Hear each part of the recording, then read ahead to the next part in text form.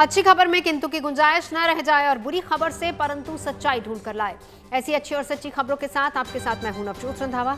एक ऐसा शो जहां दिन की बड़ी खबर हम आपको आसान शब्दों में पॉइंट बाय पॉइंट समझाएंगे, यानी बड़ी खबर का सच्चा और अच्छा विश्लेषण। भारत कनाडा के बीच सुधरेंगे रिश्ते, G7 बैठक से निकलेगा दुनिया के लिए शांति और सद्भाव का संदेश। दिल्ली NCR को फिलहाल आसमानी आग से छुटकारा। गुजरात मध्य प्रदेश में हो चुकी है मानसून की एंट्री और दिल्ली से निरोगी काया का मंत्र। आज 33 आयुष्मान आरोग्य मंदिरों की सौगात मिली है। तस्वीरें भी दिखाएंगे, डिटेल्स भी देंगे, लेकिन अच्छी और सच्ची खबरों की शुरुआत बात सबसे पहले प्रधानमंत्री मोदी की, जो कि 3 देशों की विदेश यात्रा के दूसरे चरण में कनाडा पहुंच चुके हैं, जहां आज वो G7 समिट में हिस्सा लेंगे। और इस साल इस समिट की मेजबानी कनाडा कर रहा है, जिसके प्रधानमंत्री मार्क कार्नी के निमंत्रण पर प्रधानमंत्री मोदी कनाडा पहुंचे हैं। समिट के दौरान प्रधानमंत्री G7 देशों के नेताओं से मुलाकात करेंगे।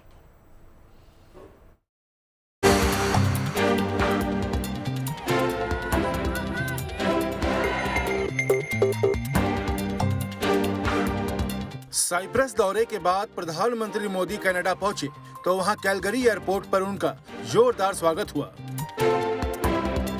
प्रधानमंत्री मोदी 51वें G7 शिखर सम्मेलन में हिस्सा लेने के लिए ऐसे वक्त में कनाडा पहुंचे हैं जब कनाडा और भारत के संबंध पिछले कुछ वक्त से बेहतर नहीं हो रहे हैं। बावजूद इसके कनाडा के नवनिर्वाचित प्रधानमंत्री मार्क कार्नी के निमंत्रण पर मोदी G7 समिट के लिए कनाडा पहुंचे। जानकार मान रहे हैं कि कनाडा की नई सरकार का यह कदम भारत के साथ संबंधों को सुधारने की दिशा में काफी अहम साबित हो सकता है।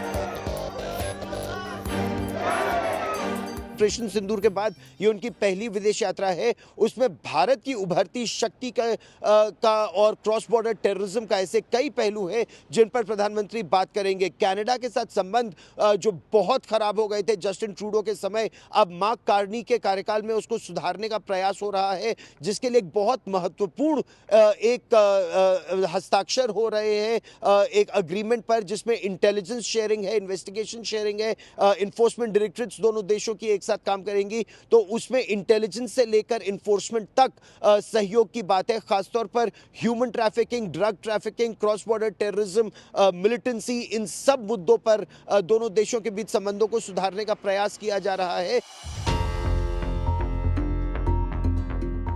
2015 के बाद प्रधानमंत्री मोदी का यह पहला कनाडा दौरा है, जहां वो G7 समिट में कनाडा के प्रधानमंत्री मार्क कार्नी के अलावा यूक्रेन के राष्ट्रपति व्लादिमीर जेलेंस्की, मैक्सिको की राष्ट्रपति क्लॉडिया शेनबाउम, इटली की प्रधानमंत्री जॉर्जिया मेलोनी, जर्मनी के चांसलर फ्रेडरिक मर्ज, फ्रांस के राष्ट्रपति इमैनुअल मैक्रो और ब्रिटेन के प्रधानमंत्री कीर स्टारमर से मुलाकात करेंगे।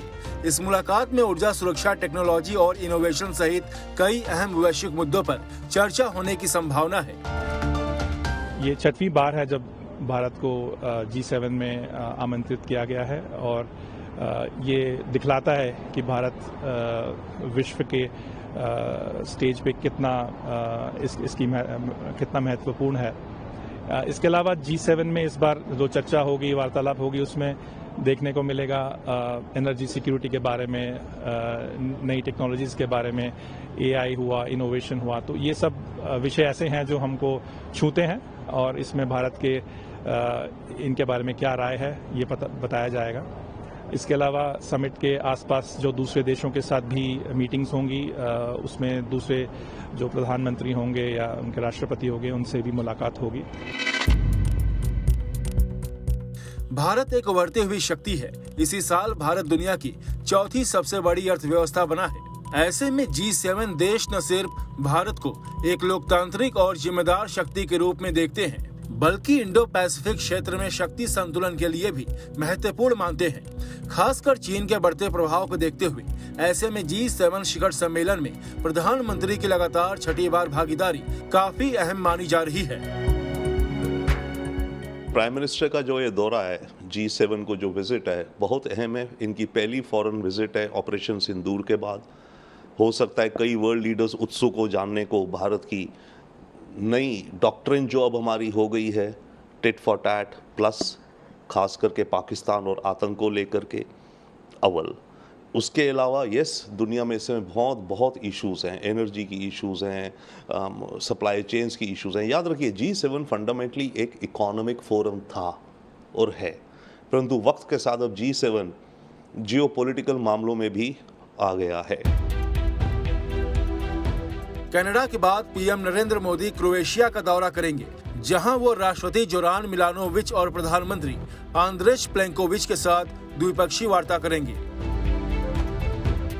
कनाडा से गौरव सावंत के साथ bureau report, good news today. चले बात मॉनसून की कर लेते हैं।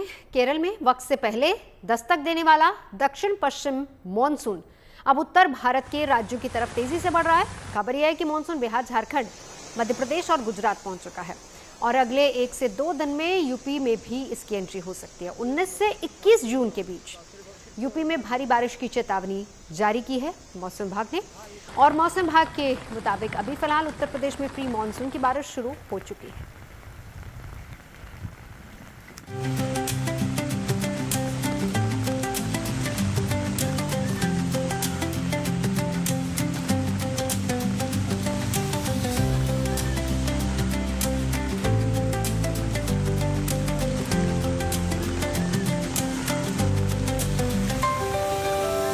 बेसब्री से मानसून की राह देखते रहे लोगों के लिए ये तस्वीरें सुकून देने वाली है, जो आई है गुजरात और राजस्थान से, जहां चंद रोज पहले तक लोग उमस भरी गर्मी से बेहाल थे, जहां अब बारिश की ये बूंदें राहत बनकर आई है।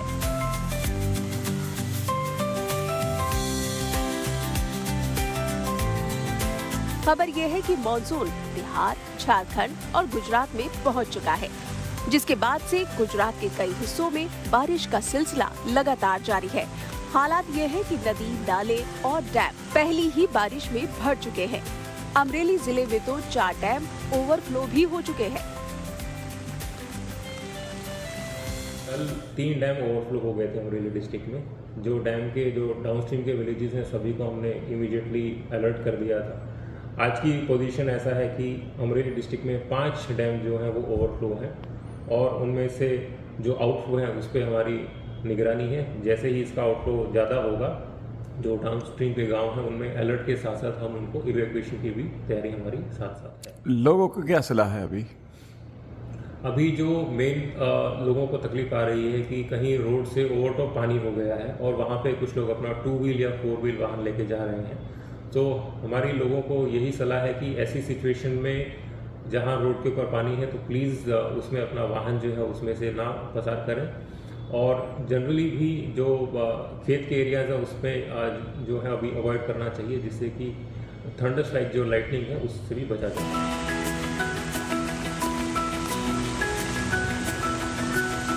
गुजरात के पड़ोसी राज्य मध्य प्रदेश में 1 दिन की देरी से मानसून की एंट्री हो चुकी है। मध्य प्रदेश में 16 जून को बटवानी, खरगोन, खंडवा और बुरहानपुर के रास्ते मानसून ने दस्तक दे दी है। उम्मीद है कि मानसून अगले 1 सप्ताह में पूरे प्रदेश को कवर कर लेगा, यानी 1 हफ्ते तक प्रदेश में मध्यम से भारी बारिश का दौर जारी रहेगा और लोगों को उमस, गर्मी और लू से राहत मिलेगी। प्रदेश में मॉनसून की एंट्री हो चुकी है। सोमवार को ही प्रदेश के 4 जिलों खंडवा, खरगोन, बड़वानी और बुरहानपुर इस रास्ते मॉनसून मध्य प्रदेश पहुंचता है और मंगलवार दोपहर तक ये 15 और जिलों तक पहुंच गया है।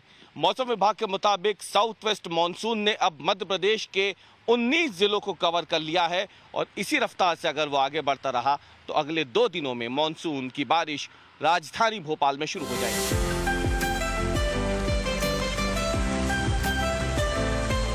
हालांकि केरल में वक्त से पहले दस्तक देने वाले मानसून की रफ्तार बीच में कुछ दिनों के लिए सुस्त पड़ गई थी, लेकिन अब फिर से ये रफ्तार पकड़ चुका है, जिसके चलते उम्मीद जताई जा रही है कि 18 जून को यूपी में मानसून की एंट्री हो सकती है।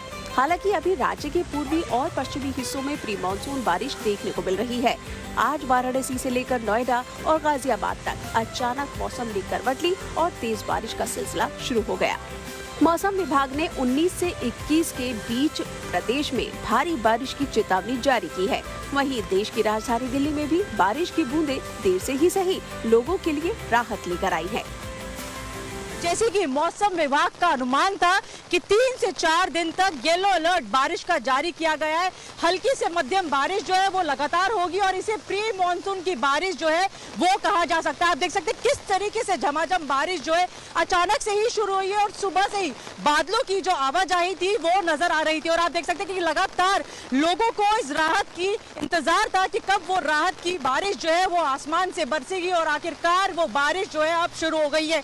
मॉनसून की अगर बात करें तो मॉनसून जो है जल्द ही उत्तर भारत में दस्तक दे सकता है, क्योंकि आज मॉनसून जो है वो झारखंड, बिहार और छत्तीसगढ़ के क्षेत्रों को जो है वहां पे बारिश जो है मॉनसूनी बारिश जो है वो दर्ज की गई और ऐसे ही धीरे धीरे जो मॉनसून की रफ्तार है वो आगे बढ़ती हुई नजर आ रही है। मानसून बारिश की वजह से बनारस का मौसम खुशनुमा हो गया है। कल जहां एक और आंधी और हवा के चलते रात होते होते बारिश हुई थी, तो वहीं आज सुबह भगवान भास्कर ने भी दर्शन नहीं दिए। तो वहीं बारिश लगभग आधे घंटे तक हुई, जिससे न केवल बनारस का शहरी इलाका बल्कि ग्रामीण इलाके में भी इसका असर देखने को मिला। मौसम विभाग की माने तो अगले 2 से 3 दिनों में मानसून बनारस में आ जाएगा और लगभग 1 हफ्ते तक बारिश लगातार होगी और हवा और आंधी भी चलेगी, जिसकी रफ्तार 50 किलोमीटर प्रति घंटे की होगी।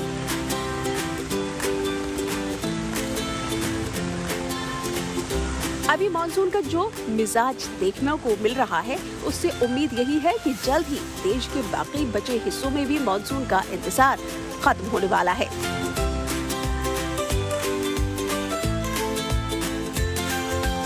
दिल्ली से मनीषा लड्डा, भोपाल से रवीश पाल सिंह और वाराणसी से रोशन जायसवाल के साथ bureau report, good news today.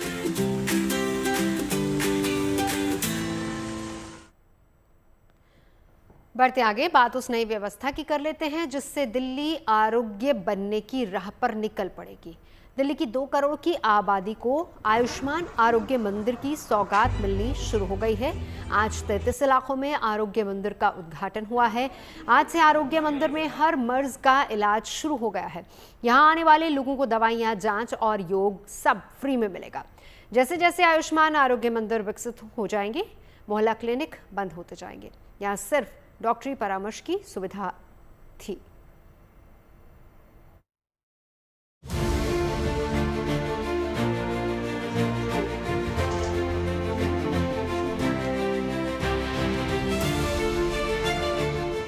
सामान्य सर्दी, फ्लू, पेट या त्वचा के संक्रमण से जुड़ी दवाइयों से भरी अलमारियां, डॉक्टरों के लिए चमचमाते हुए कुर्सी टेबल, मरीजों के लिए नए पेशेंट एग्जामिनेशन टेबल, रक्त, मल और मूत्र की जांच के लिए मॉडर्न पैथोलॉजी लैब की सुविधा।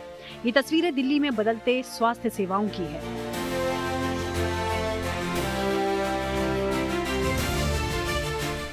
दिल्ली जैसे बड़े शहर में इस बात से इनकार नहीं कि जितना छोटा मर्ज, तीमारदारी भी उतनी ही मुश्किल हो जाती है। कई बार तो आम सी बीमारी में भी ये पता नहीं चल पाता कि इलाज के लिए कहाँ जाए। सामान्य सर्दी, पेट दर्द में भी कई बार लोग बड़े अस्पतालों का चक्कर लगाने के लिए मजबूर हो जाते हैं। उसकी वजह बेहतर प्राथमिक चिकित्सा केंद्रों की कमी है। दिल्ली में स्वास्थ्य सेवाओं से जुड़ी इस बड़ी समस्या को दूर करने की कोशिशें शुरू हो गई हैं।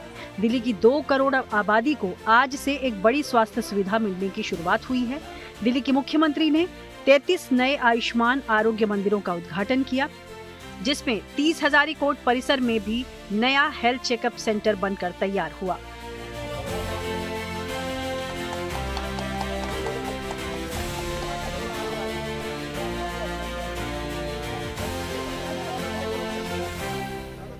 लोग आयुष्मान कार्ड नहीं होने पर भी आयुष्मान आरोग्य मंदिरों में मुफ्त में इलाज पा सकेंगे।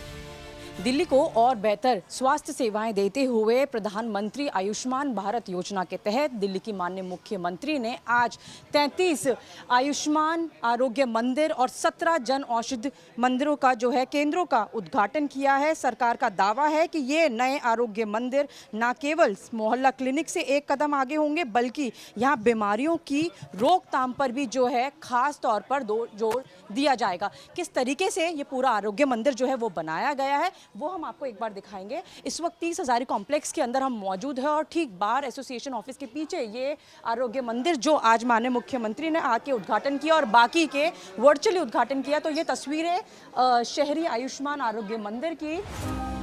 स्वास्थ्य से जुड़ी आम तरह की शिकायतों पर लोगों को डॉक्टरों से सलाह मशवरा के अलावा मुफ्त दवाइयां और जांच की सुविधा भी मिलेगी। तो आप देख सकते हैं अंदर आओगे तो सबसे पहले आपको डॉक्टर्स रूम मिलेगा। और जैसा कि दिल्ली सरकार का वादा है कि वो इस बार सिर्फ ना केवल इलाज करेंगे बल्कि बीमारियों की रोकथाम पर भी उनका पूरा जोर होगा। तो यहाँ पर सबसे पहले आपको डॉक्टर्स रूम मिलेगा जहाँ पर आप जाकर अपनी बीमारियों से संबंधित जो उनसे बात है वो कर सकते हैं और जाँच करवा सकते हो। यहाँ पर और बेहतर सुविधाएं जो है वो देने की कोशिश की गई है। आप देख सकते हैं कि फैमिली प्लानिंग सर्विस रूम भी जो है वो यहाँ पर बनाया गया है, बेड लगाया गया है ताकि जो कोई परिवार फैमिली प्लानिंग करना चाहता है वो यहाँ आकर डॉक्टर से कंसल्ट करे, अपने जो भी टेस्ट है ज़रूरी उस वक्त के लिए वो करवाए। खास तरह की लैब में उस वक्त 14 तरह की जांच हो सकेगी जिनकी रिपोर्ट 15 मिनट में ही मिल जाएगी। इनमें haemoglobin, blood sugar, malaria, dengue और टाइफाइड जैसी बीमारियों की भी जांच शामिल है। इसके अलावा 80 दूसरी जांचें भी मुफ्त में करवाई जाएंगी जिनमें liver function test, kidney function test, lipid profile, thalassaemia और थायराइड भी शामिल हैं। इनसे जुड़े सैंपल को टेस्ट के लिए दूसरी जगह भेजा जाएगा। अगर आप यहाँ देखेंगे तो आपको मिलेगा लैबोरेटरी। यहाँ पर आपके सभी जितने भी जांच है और आप देख सकते हैं कि यहाँ पर आपके सैंपल्स भी कलेक्ट किए जाएंगे और लैब भी यहीं बनाई गई है ताकि उन सैंपल्स की जो टेस्टिंग है वो भी तुरंत की जा सके और लोगों को दी जा सके। एक बार अंदर से मैं आपको तस्वीरें दिखाऊंगी कि किस तरीके से यहाँ पर सैम्पलिंग हो रही है। पहली बात तो ये कि 14 ऐसे टेस्ट है, इन हाउस टेस्ट आपको यहाँ पे मिलेंगे जिनका टेस्टिंग सैम्पलिंग दोनों ही यहाँ होने वाला है और बेहतर सुविधा को देते हुए 80 के करीब टेस्ट ऐसे होंगे यहाँ पे जिनका सैंपल तो लिया जाएगा लेकिन टेस्टिंग बाहर होगी। जो जितने भी आप लोग सैंपल्स कलेक्ट कर रहे हैं तुरंत मिलेगा इसका जो टेस्टिंग है। मैम 14 जो टेस्ट है हमारे इन हाउस में उसकी रिपोर्ट आपको विद इन 15 मिनट्स मिल जाती है। Yes ma'am. तो 15 मिनट जांच के 15 मिनट के बाद आपको वो जो आपकी रिपोर्ट्स है वो आपको इजीली मिलेगी। आयुष्मान आरोग्य मंदिरों में मॉडर्न लैब के अलावा वेटिंग रूम, साफ सुथरे शौचालय की व्यवस्था भी की गई है ताकि मरीजों के साथ आए तीमारदारों को भी किसी तरह की असुविधा ना हो। इसके अलावा महिलाओं की सुविधाओं के लिए फीडिंग रूम भी बनाया गया है। किस तरीके से इस पूरा आरोग्य मंदिर को बनाया गया है, वेटिंग एरिया यहाँ पर बनाया गया है ताकि किसी लोगों को दिक्कत ना हो। एसी यहाँ लगा हुआ है, साथ ही साथ टॉयलेट का भी जो इंतज़ाम है वो यहाँ पर किया गया है। अगर आपको मैं और चीज़ें दिखाऊँ तो आपको यहाँ पर ANM रूम यहाँ पर आपको मिलेगा, आपकी वैक्सीनेशन के लिए टीकाकरण कक्ष आपको यहाँ पे मिलेगा, डॉक्टर्स यहाँ पे है, हर कोई आपको यहाँ पे अवेलेबल जो है 9:30 बजे से लेके 3:30 बजे तक का समय है जब आरोग्य मंदिर जो है ये पूरा खुला रहेगा। अगर इसके पीछे की मैं आपको तस्वीरें दिखाऊं तो यहाँ पर आपके लिए जितनी भी महिला है, गर्भवती महिलाएं, उनके लिए यहाँ पर जो है ब्रेस्ट फीडिंग रूम जो है वो बनाया गया है और बेड जो आज तक कहीं पर मौजूद नहीं हुआ किसी भी मोहल्ला क्लिनिक में, वो आपको अब हर एक आरोग्य मंदिर में जो है वो नजर आने वाला है। इस तरीके के बेड जो है वो लगाए गए ताकि तुरंत जो इलाज है, अगर कोई यहाँ पे बहुत पीड़ित हालत में आता है तो उनको वो इलाज तुरंत मिल सके। मुफ्त दवाइयां, जांच के अलावा नए तरह के हेल्थ सेंटर्स में स्ट्रेस मैनेजमेंट के लिए योग सेशन की भी सुविधा है। होलिस्टिक हेल्थ की दिशा में मेंटल इलनेसेस को हैंडल करना बहुत ज़रूरी है एंड बच्चों से लेके यंग जनरेशन तक हम देख रहे हैं कि लाइफस्टाइल डिजीज़ेस मेनली स्ट्रेस की वजह से ही हो रही हैं। Definitely it is a major part. उसको हैंडल करने के लिए हम यहाँ पे अपने twice a week Monday and Thursday को 1 आवर का योगा सेशन रखने वाले हैं जो हमारा स्टाफ ही उसमें ट्रेंड है और वो मौसम के हिसाब से इंडोर और हमारे पास आउटडोर भी जगह है तो हम उधर योगा सेशंस रखेंगे। प्लस हम उन्हें लाइफस्टाइल मॉडिफिकेशंस पे भी इंटरैक्टिव हेल्थ टॉक्स देंगे। दिल्ली को प्रधानमंत्री आयुष्मान भारत स्वास्थ्य अवसंरचना मिशन के तहत 2400 करोड़ की परियोजनाओं की स्वीकृति मिली हुई है। इसके तहत 5 साल में दिल्ली में 1140 आरोग्य मंदिर बनने थे। इसी सिलसिले में आज 33 आरोग्य मंदिर शुरू किए गए हैं जहां निशुल्क दवा, मुफ्त जांच, योग की सुविधा भी मिलना शुरू हो गई है।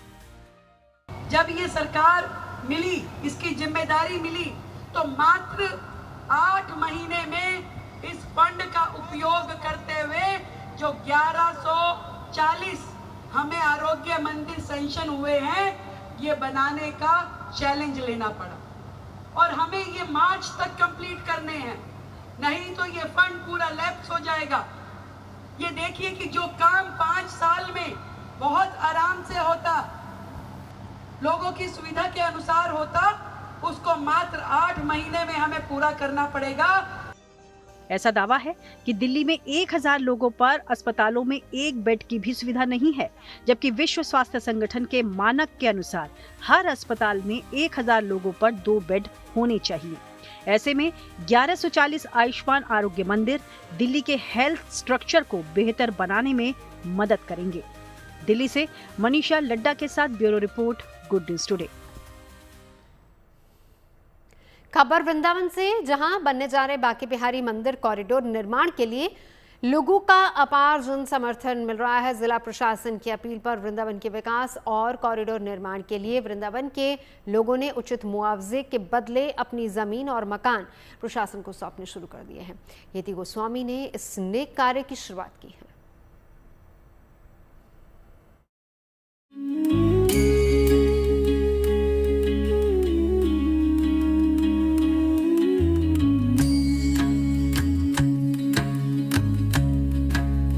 वृंदावन के विकास के रूपी यज्ञ में मैं अपना जमीन की आहुति देती हूँ।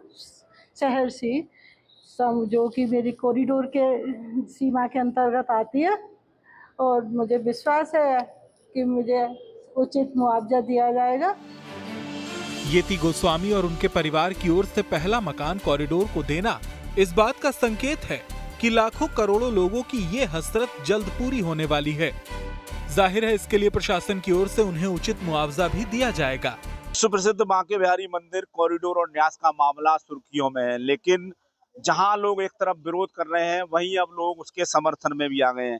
तो आज डीएम साहब के यहाँ ये कुछ महिलाएं आई हुई हैं जिन्होंने अपना समर्थन दिया है और कहा है कि जो बांके बिहारी मंदिर में पहली ईंट लगे वो हमारी लगे। तो कुछ महिलाएं हमारे साथ मौजूद हैं, इनसे बात करते हैं। क्या नाम है आपका? मेरा नाम सुमन शर्मा है और मैं ब्रजवासी हूँ। मथुरा में ही, वृंदावन में ही जन्म हुआ है, मथुरा में ही रहती हूँ। लेकिन हम लोग इतने परेशान हैं, लोकल पब्लिक जाम की वजह से बिहारी जी के दर्शन नहीं कर पाते हैं, और सारे बार त्योहार हमारे रह जाते हैं कि ना हम पियर जा पाते हैं, ना ससुराल में काम कर पाते हैं। हर समय जाम का सामना करना पड़ता है। मेरी ये समझ में नहीं आ रहा है कि विरोध क्यों। कॉरिडोर तो बनना ही चाहिए। क्यों बनना चाहिए? इसके बहुत सारे रीजन हैं। सबसे पहला रीजन तो मैं आपको यही बता दूं कि यहाँ पर मौत हो रही है, दुर्घटनाएं हो रही हैं, छोटे छोटे बच्चे जान से जा चुके हैं, वृद्ध जा चुके हैं। इतनी दूर से पब्लिक आती है, दर्शन नहीं कर पाती है। कॉरिडोर बनता है तो केवल ब्रजवासियों को ही फायदा नहीं है, यानी बाहर से जो पब्लिक आ रही है, जिनकी श्रद्धा है बांके बिहारी जी में, तो उनको भी बहुत फायदा है। अब इतना रश हो जाता है कि हम लोकल लोग भी अगर बांके बिहारी जी के दर्शन करना चाहें तो बहुत मुश्किल हो जाती है। 3-3, 4-4 घंटे लाइन में लगे रहते हैं, और जहाँ बहुत विकट परिस्थितियों का सामना करना पड़ रहा है कि हम दर्शन कर रहे बिना ही कभी कभी तो लौट आते हैं। तो ये व्यवस्था बिल्कुल सही हो जाएगी। जब कॉरिडोर बनेगा तो हर श्रद्धालु जो चाहे पास से आया चाहे दूर से आया, आराम से बांके बिहारी के दर्शन कर सकेगा। प्रशासन ने साफ तौर पर कहा है कि बांके बिहारी मंदिर कॉरिडोर की जद में जिन लोगों की भी जमीन मकान आएगा, उन्हें उचित मुआवजा मिलेगा। कॉरिडोर निर्माण के लिए सुप्रीम कोर्ट से हरी झंडी मिलने के बाद जिला प्रशासन की टीम मंदिर के आसपास लगातार सर्वे का काम कर रही है। मकानों और दुकानों की लंबाई चौड़ाई मापी जा रही है और निशान लगाए जा रहे हैं। पुण्य का काम है, बहुत ही ऐतिहासिक कार्य है। सरकार ने तय किया हुआ है कि जिनकी भी मकान दुकान कॉरिडोर में आएगी, उनको दुकान के बदले दुकान दी जाएगी। भूमि का मकान का उचित मुआवजा दिया जाएगा जो भरपूर होगा, और अगर उनको रिहाइश की भी आवश्यकता होगी तो वृंदावन में ही उनको मथुरा वृंदावन विकास प्राधिकरण के द्वारा फ्लैट या जो भी और व्यवस्था होगी वो ऑफर की गई है। बांके बिहारी मंदिर कॉरिडोर का निर्माण वृंदावन में भक्तों की भीड़ भाड़ और अव्यवस्था को कम करने के लिए किया जा रहा है। मंदिर परिसर में श्रद्धालुओं की भारी भीड़ और भगदड़ की आशंकाओं को देखते हुए कॉरिडोर योजना तैयार की गई है। ब्रिज शैली की वास्तुकला में बन रहा बांके बिहारी कॉरिडोर करीब 5.5 एकड़ में फैला होगा। इसमें 4 मंजिला यात्री सुविधा केंद्र बनाया जाएगा। कॉरिडोर में श्रद्धालुओं के लिए आधुनिक सुविधाएं सुनिश्चित की जाएंगी, जिनमें शुद्ध पेयजल, स्वच्छ शौचालय, विश्राम स्थल, चिकित्सा केंद्र और लॉकर जैसे इंतजाम शामिल हैं। खबरें सच्ची होनी चाहिए, अच्छी खुद ब खुद लगती है। Navjot Randhawa signing off. आप सुनते रहिए गुड न्यूज, देखते रहिए गुड न्यूज।